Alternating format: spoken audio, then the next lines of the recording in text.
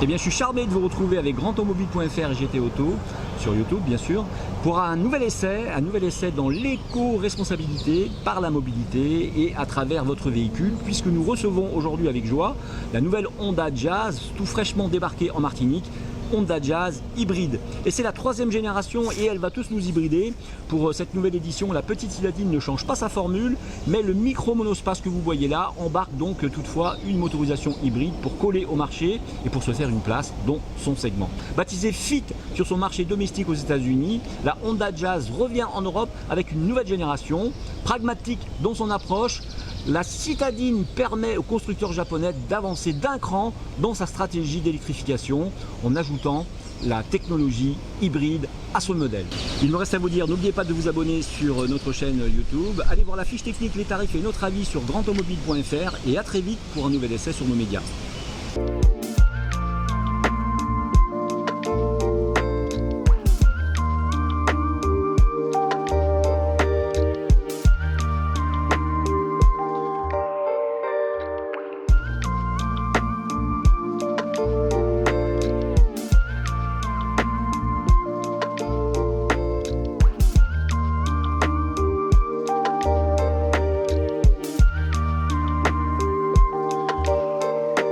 Que de plus près cette Honda Jazz hybride et le design arrière de la voiture fait écho aux lignes épurées à l'avant avec une nouvelle disposition horizontale des phares et un béquet discret. Le constructeur a réussi à réduire de moitié de largeur le montant A afin d'améliorer la visibilité vers l'avant. Une conception élégante rendue possible grâce à une rigidité améliorée, à la torsion et à de nouvelles technologies structurelles qui déplacent les contraintes d'impact vers les montants des feux avant.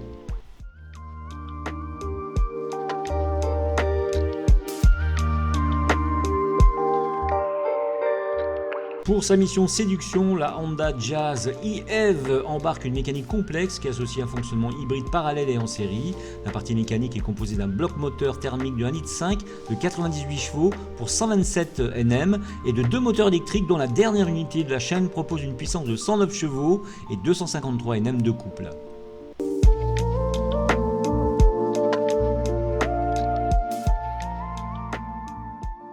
L'intérieur est typiquement Honda, c'est-à-dire très bien conçu et tout aussi bien réalisé.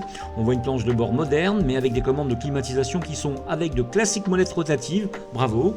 Et à l'arrière, il y a toujours les Magic Seats, c'est-à-dire des sièges dont les dossiers peuvent se rabattre vers l'avant, comme dans toute voiture à haillons, mais dont l'assise peut aussi se lever vers l'arrière pour donner un espace de chargement unique.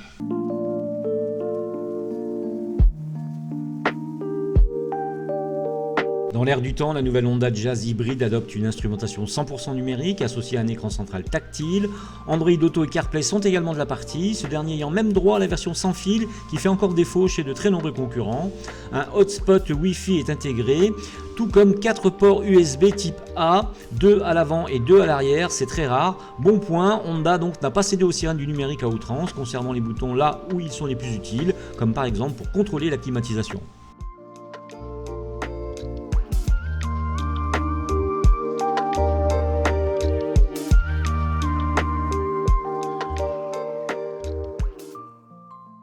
Avec une utilisation mesurée, mélangeant des parcours citadins, quelques kilomètres de notre sempiternel bouchon sur la rocade et une utilisation sur voie dégagée donc plus rapide, la citadine a livré une consommation de 4 litres au 100 km avec un pic à 5 litres 9 à une vitesse donc sur la voie dégagée de 90 km/h, soit moins que la valeur WLTP homologuée de 4,8 communiquée par le constructeur.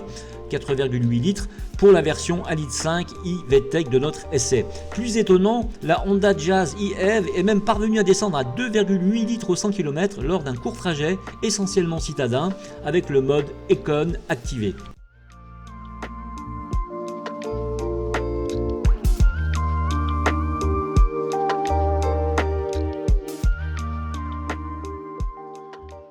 En dehors des centres urbains, le moteur thermique prend le relais graduellement. Il se chargera dans un premier temps de venir épauler le moteur électrique en lui fournissant la quantité d'énergie nécessaire. Le réveil du moteur est perceptible, mais ses vibrations et ses vocalises au régime de rotation optimale sont bien muselées. À haute vitesse, la Jazz se transforme en voiture thermique conventionnelle puisque le moteur à essence est en prise directe aux roues.